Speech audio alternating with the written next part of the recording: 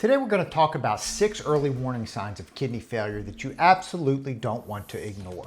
We've covered similar topics here in the past, but I've been flooded in the office recently by people who did not see the warning signs of kidney disease, so here we go again. Let's get into it.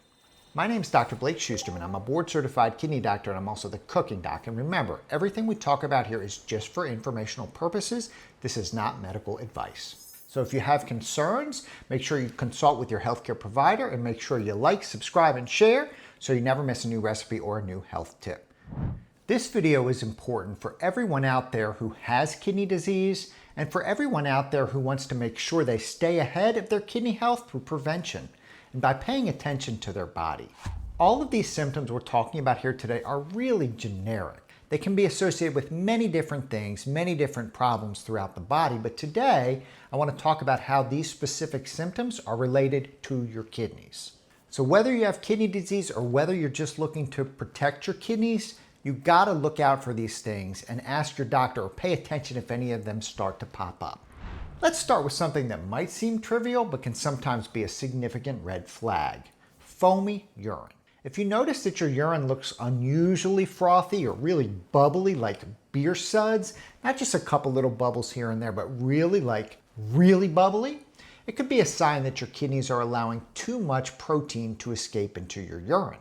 Your kidneys should be holding on to most of the protein as the blood is filtered through them. That's one of the main jobs of the kidneys. But when it starts leaking protein into the urine can look extra bubbly. And with more than 35 million Americans living with chronic kidney disease and kidney problems in the United States, being proactive about changes in your urine, such as looking for extra bubbly urine, especially if associated with other symptoms, can make all the difference.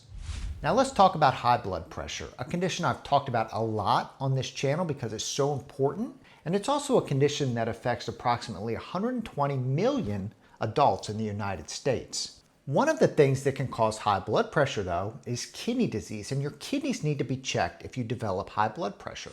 High blood pressure can often sneak up on you in the beginning because there's really no signs or symptoms of hypertension.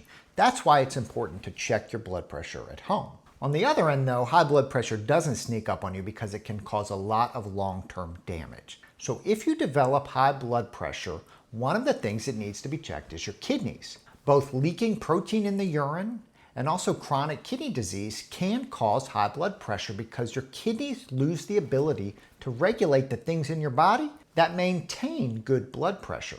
So if your blood pressure becomes difficult to control or you develop high blood pressure out of nowhere, your doctor needs to check your urine and your blood to make sure your kidneys are functioning properly. I see this missed all the time. Don't let it happen to you. Number 3, if you're feeling unusually weak or fatigued, it's essential to pay attention. While fatigue can be caused by a lot of things, stress, infection, lack of sleep, or just a busy lifestyle, and let's face it, a lot of us or most of us feel tired a lot of the time, and it's usually not from your kidneys, but persistent weakness and fatigue should trigger a checkup with your doctor, and they should be looking at your kidney health. When your kidneys can't filter waste effectively, toxins can build up in your blood, really leaving you feel drained.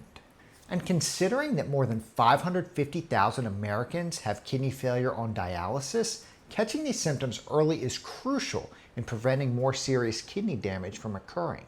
And if you're noticing a pattern here with all of these symptoms, most of them are really generic. They're really general. And so it really amplifies the importance of seeing a doctor regularly and having your kidneys checked, blood and urine, especially if you have diabetes or high blood pressure or a family history of kidney disease. Go get checked. Let's move on to something called anemia.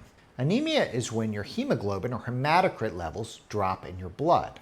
Your kidneys produce a hormone called erythropoietin, which signals your body and your bones to make blood cells. But when your kidneys are failing, they may not produce enough of this hormone, and that can lead to anemia. This can make you feel cold or dizzy or short of breath or just tired, symptoms that shouldn't be ignored. So anemia, while it can be caused by a lot of things, can also be a subtle but significant sign of kidney dysfunction. And it's important to address it early, like all of these things. The earlier we know about kidney problems, the more we can do to fix it. Number 5, chronic itching especially if it's widespread and doesn't go away easily, can indicate kidney problems. Sounds weird, right? Your kidneys aren't working well, so you start to itch, but I'm not talking about just the kind of itching that occurs after a bug bite or with a little rash. This is itching all over that you just can't get rid of. When your kidneys aren't filtering your blood properly, waste products can accumulate and cause itching that just won't go away. And while itching can have a lot of causes like dry skin or allergies, and those are most common, if it's persistent, it's worth considering whether your kidneys might need to be checked. Typically, kidney disease doesn't cause itching until it's really late in the game, really advanced, like stage 4 or 5. But the best news is that with a simple blood test for creatinine and eGFR, or estimated glomerular filtration rate, your doctor can rule out the kidneys as a possible cause for your itching. This also goes for people who have chronic kidney disease and are following with their doctor regularly. I see a lot of you in the office. If that's you and you develop new itching, your doctor may order a blood test to see whether your kidney function has gotten worse, because that itching can often be a sign. Finally, let's talk about sleep disturbances. Poor sleep is more than just an inconvenience. It can be a sign of serious medical conditions like sleep apnea. It's also very common in kidney disease. Did you know that kidney disease causes a buildup of toxins in your blood, making it harder to get restful sleep? More than 50% of patients with kidney failure have sleep apnea, and between 40 to 60% of patients on dialysis suffer from insomnia. Sleep gets totally dysregulated. Additionally, people with end-stage kidney disease are more likely to experience restless leg syndrome, which can disrupt sleep.